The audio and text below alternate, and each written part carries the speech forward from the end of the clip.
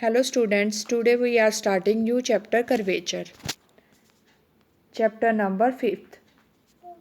जैसा कि नाम से ही है, कर्वेचर का मीनिंग क्या होता है आपका कि किसी पॉइंट पे कोई कर्व कितनी अमाउंट से बेंड होता है उसको मेज़र करना, उसको बोलते हैं curvature of curve at that point. क्या है मतलब, क्या हुआ कि numerical measure of sharpness of bending of a curve at a point is called curvature of curve at that point। कि किसी पॉइंट पे सपोज करो P ऑन पॉइंट P कितनी अमाउंट से ये कर्व जो है, यहाँ पे आप देख सकते हैं P पॉइंट पे कर्व कितनी अमाउंट से क्या है बेंड हुआ है, ठीक है। उसको उसका मेज़र करना, न्यूमेरिकल मेज़र करना, वो क्या होता है, कर्वेचर होता है कर्व का एट दैट पॉइंट। अगर आप डिक्शनरी में इसका मीनिंग देखेंगे कर्वेचर का, वहाँ भी आपको यही मिलेगा।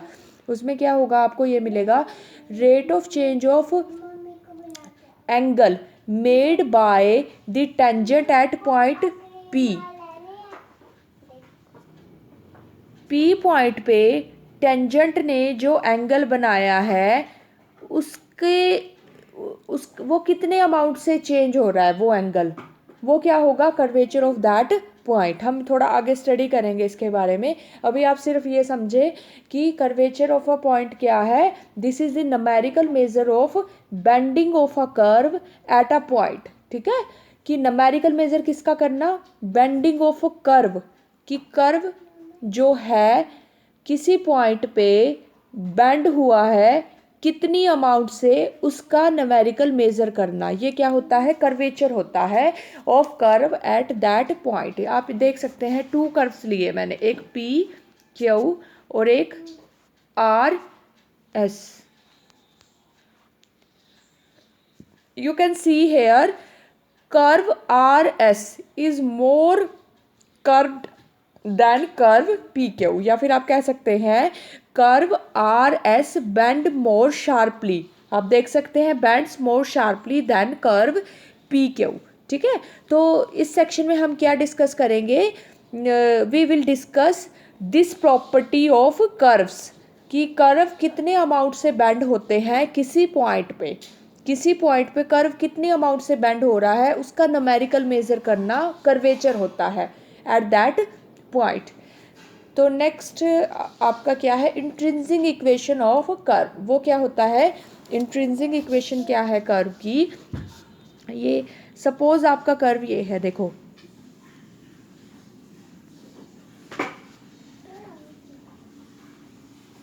ये आपका कर्व है, ठीक है। ये एक्स एक्सिस है आपकी और यहाँ पे आपका कर्व है, ये कर्व है आपका, दिस कर्व, ठीक है। S denote the length of arc of a curve measured from a fixed point A to a variable point P।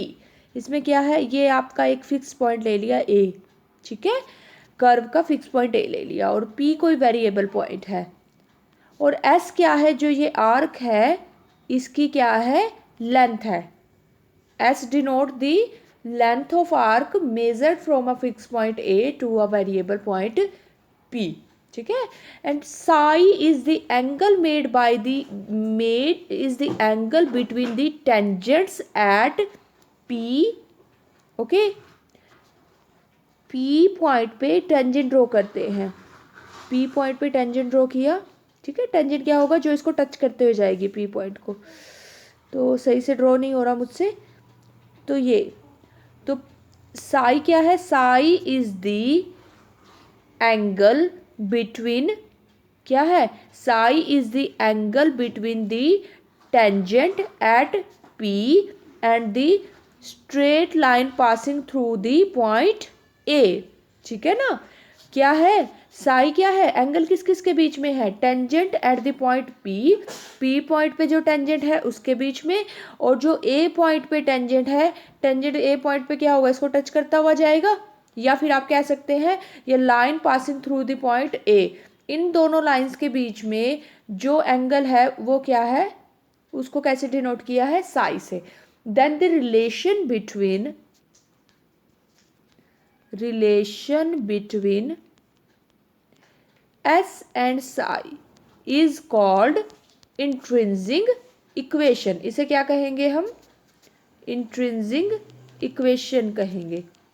Intrinsic equation of curve. Okay, for example आपको इस तरह से दिया होगा, अगर आपको इक्वेशन इस फॉर्म में दी हुई है, equation of curve is given in this form, S is equal to, first example ही है, तो ये क्या है? इंट्रिंसिक इक्वेशन है, ठीक है ना। यहाँ पे क्या है? रिलेशन बिटवीन, किसके बीच में है रिलेशन? आर्क लेंथ और एंगल बिटवीन द टेंजेंट्स, ठीक है ना, between the tangents at the variable point and the fixed point, और S arc length between the fixed point and the variable point. इनके बीच में जो रिलेशन है, ये जो इक्वेशन दे रखी है, ये कैसी इक्वेशन है? Intrinsic equation. हम इसे क्या कहेंगे? इंट्रिंसिक इक्वेशन ऑफ कर्व, ठीक है, ये आपको है। अब नेक्स्ट, ये तो आपका हो गया इंट्रिंसिक इक्वेशन। अब टू कर्वेचर हम कैसे निकालेंगे अगर आपको इंट्रिंसिक इक्वेशन दी हुई है कर्व की, ठीक है। इक्वेशन कैसी है? इंट्रिंसिक इक्वेशन है, ठीक है ना। Equation of the curve in form of intrinsic, ठीक है। तो how to find the curvature in this type? Curvature कैसे हम निकालेंगे इस फॉर्म में? तो हम लेते हैं, सपोज ये आपका कोई कर्व है, ठीक है, this is your curve. A आपका फिक्स पॉइंट है, A B fix point on the curve A B, ठीक है। From where the length of arc is measured, A जो फिक्स पॉइंट है उससे आपको लेंथ ऑफ आर्क मेजर करनी है। Let P and Q be two neighbouring points on the curve A B, ठीक है। पी क्या है? कोई नेबरिंग पॉइंट है इसी कर्व पे, ए बी कर्व पे पी कोई पॉइंट है, और क्यू, पी और क्यू क्या है? दो नेबरिंग पॉइंट्स हैं, बिल्कुल नज़दीक हैं एक दूसरे के, ये दो पॉइंट्स हैं कर्व ए बी पे, ये 2 पॉइंट्स हैं पी एंड क्यू, और ये कैसे हैं? नेबरिंग पॉइंट्स हैं। ये तो मैंने थोड़ा डिस्टेंस पे दिखाया है, बट ये एक दूसरे के क्या है? बिल्कुल क्लोज हैं। ये थोड़ा दिखाने के लिए मैंने पॉइंट शो किया है। P and Q such that A P क्या है आपका? Arc length of A P क्या है आपकी? एस है, ठीक है, स्मॉल एस से डिनोट कर दिया। और एंड पी क्यू, अगर आप ए क्यू करते हैं तो ये क्या है? S plus del S, okay, del S मतलब क्या है? इनके बीच में ये आपकी कितनी है? एस है, और ये आर्क लेंथ कितनी है? डेल एस, मतलब एस में स्लाइटली सा चेंज हुआ है, बिल्कुल बहुत कम, यानी ये जो पी और क्यू पॉइंट्स हैं वो एक दूसरे के बिल्कुल क्या है? नज़दीक हैं, ठीक है। So that this and this, या फिर हम ये कह सकते हैं सच दैट पी क्यू क्या है? Del S, okay. ये डेल का सिंबल है, डेल मुझसे सही से लिखा नहीं जा रहा, तो पहले आपका आएगा डेल। डेल किसके लिए डिनोट करते हैं हम? डेल स्लाइटली चेंज के लिए, ठीक है। अब let the tangents eight P and Q makes angle, हम कहते हैं जो पी पर टेंजेंट है आपका, पी पॉइंट पे, ठीक है, ए पॉइंट से हमने ए पॉइंट से पास कर, पी पॉइंट पे टेंजेंट जो है, make angle psi with a fix line O X, ठीक है। हम कोई एक्स वाई प्लेन में हम ये ले रहे हैं, सपोज कर्व, ये ओ ओरिजन है और ये एक्स एक्सिस है, तो यहाँ पे टेंजेंट जो है पी पॉइंट पे वो एंगल कितना बना रहा है? साई बना रहा है, ठीक है। फिर उसके बाद थोड़ा सा हम आगे जब move along the point P on the curve, जैसे ही हम ए बी कर्व पे क्या किए? Along the point P travel करते हैं, हम थोड़ा सा आगे चलते हैं, तो एंगल क्या हो जाता है? Tangent angle made by the tangent at Q slightly सा चेंज आता है इसमें, साई प्लस डेल साई। अब आप यहाँ पे ये वाला एंगल कितना हो जाएगा? 180 डिग्री माइनस में दिस एंगल, और फिर ये एंगल आपका कितना आ जाएगा? डेल साई आ जाएगा, ठीक है। आप ये कैलकुलेट कर लेना। जो आपका जो होता है ना ये डेल साई, क्योंकि आप ये भी कर सकते हैं external angle is the sum of opposite internal angles. तो ये साई है, ये साई प्लस डेल साई है, तो ये कितना आएगा डेल साई। और ये वर्टिकली अपोजिट एंगल, तो ये एंगल भी कितना हो जाएगा डेल साई। तो आप ये देख सकते हैं जो पी पॉइंट पे टेंजेंट था वो कितना था, साई एंगल बना रहा था, ये बना रहा था। अब जैसे ही हम पी से क्यू की तरफ चले तो एंगल में कितना चेंज हुआ, देखो पी पॉइंट पे ये टेंजेंट था, पी से क्यू क्यू पे चले तो एंगल में यहाँ से यहाँ चला गया, एंगल में कितना चेंज हुआ, del psi, del psi change हुआ। तो आपका क्या होता है, आप ध्यान से समझे इस बात को, मैं दोबारा बताती हूँ। जैसे आपका क्या है ओ एक्स,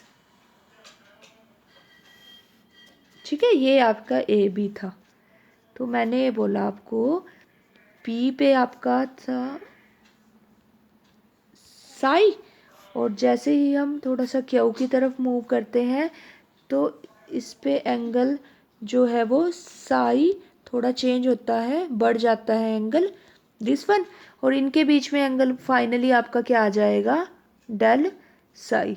ठीक है, तो देखो जैसे ही हम इधर से इस पॉइंट पे जो angle made by the tangent और इस पॉइंट पे ऐसे और ऐसे खाया टर्न कितना चेंज हुआ एंगल में, डेल साई।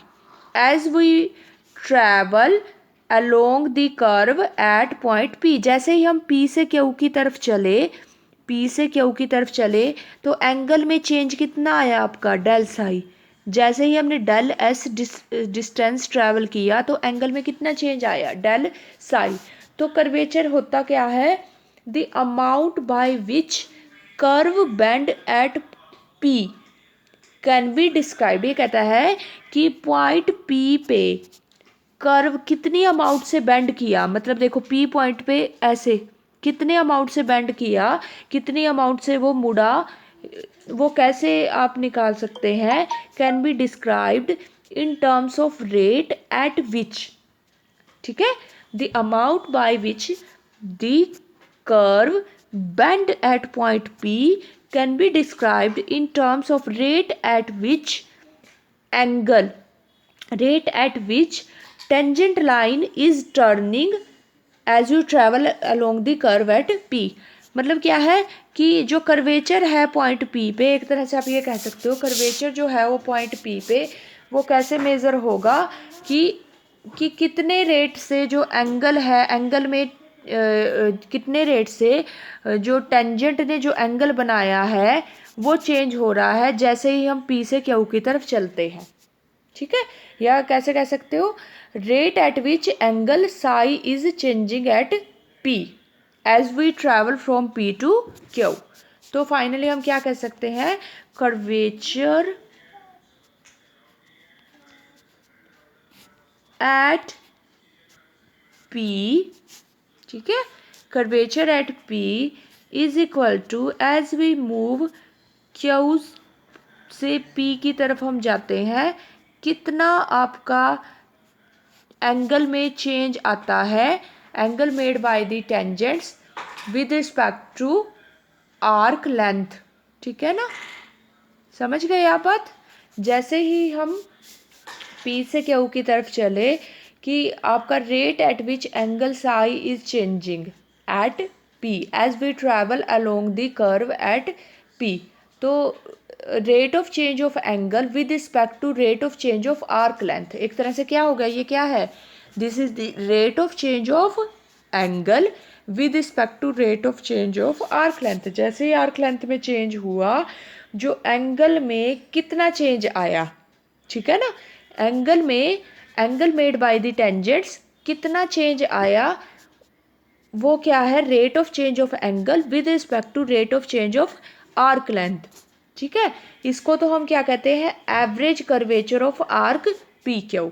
और जैसे ही हम Q tends to P, Q P की तरफ जाता है तो आर्क लेंथ कितना कम होती जाएगी, डिस्टेंस टू जीरो। अगर आप ये लिमिट निकालो तो ये क्या होता है, this is equal to curvature at point P. ठीक है। तो कर्वेचर एट पॉइंट पी आपका फाइनली क्या हुआ, ये हुआ curvature at point P is equal to क्या होता है, limit del s tends to zero del psi by में डेल एस, और ये किसकी डेफिनेशन है, टोटल डेरिवेटिव की, डी साई बाय में डी एस। तो ये आपका फॉर्मूला हो गया curvature of a point, curvature of a point या curvature at a at point P, curvature at point P. तो कितनी अमाउंट से जो है कर्व ने बेंड किया पॉइंट पी पे, वो कैसे निकालते हैं, d psi by d s. ठीक है। अब क्या है नेक्स्ट आपका, क्या है रेडियस ऑफ कर्वेचर। वो आपको क्या करेगा, क्वेश्चन देगा आपको, न्यूमेरिकल देगा, और अगर आपको न्यूमेरिकल में ये पहचाना है कि ये इंट्रिंसिक इक्वेशन है कर्व की, ठीक है, अगर वो इंट्रिंसिक फॉर्म में देता है कर्व को, तो और पूछेगा आपसे रेडियस ऑफ कर्वेचर, आप इसकी कैलकुलेट करो। तो रेडियस ऑफ कर्वेचर का रहता है ये formula, this is equal to, इसको डिनोट तो करते हैं हम सिंबल रो से, और ये इक्वल होता है D s upon d Sai. ठीक है। अगर आपको इंट्रिंसिक फॉर्म में इक्वेशन दी हुई है कर्व की और रेडियस ऑफ कर्वेचर वो पूछता है, तो आपको सिंपल ये फॉर्मूला लर्न रखना है। रेडियस ऑफ कर्वेचर को हम इस सिंबल से डिनोट करते हैं, और ये फॉर्मूला रहेगा d s by d psi. For example आपका जो फर्स्ट क्वेश्चन है वो क्या है, you have to find the radius of curvature of this. अब आप यहाँ पे देखें कि यहाँ पे सीकेंट साई प्लस में टेंजेंट साई, आप देखें this is the relation between the arc length and the angle between the tangents, therefore it is a intrinsic form. ठीक है, इंट्रिंसिक फॉर्म है। तो आपको you have to find the radius of curvature, you know it is equal to d s upon d psi. तो आप simple यहाँ पे derivative लें और डेरिवेटिव कैलकुलेट करके जो भी आपका आता है वो आपका आंसर आ जाएगा। ठीक है। इसी तरह से सेम आपका क्या है, सेकंड क्वेश्चन है, आप वो ट्राई करेंगे योरसेल्फ। ठीक है।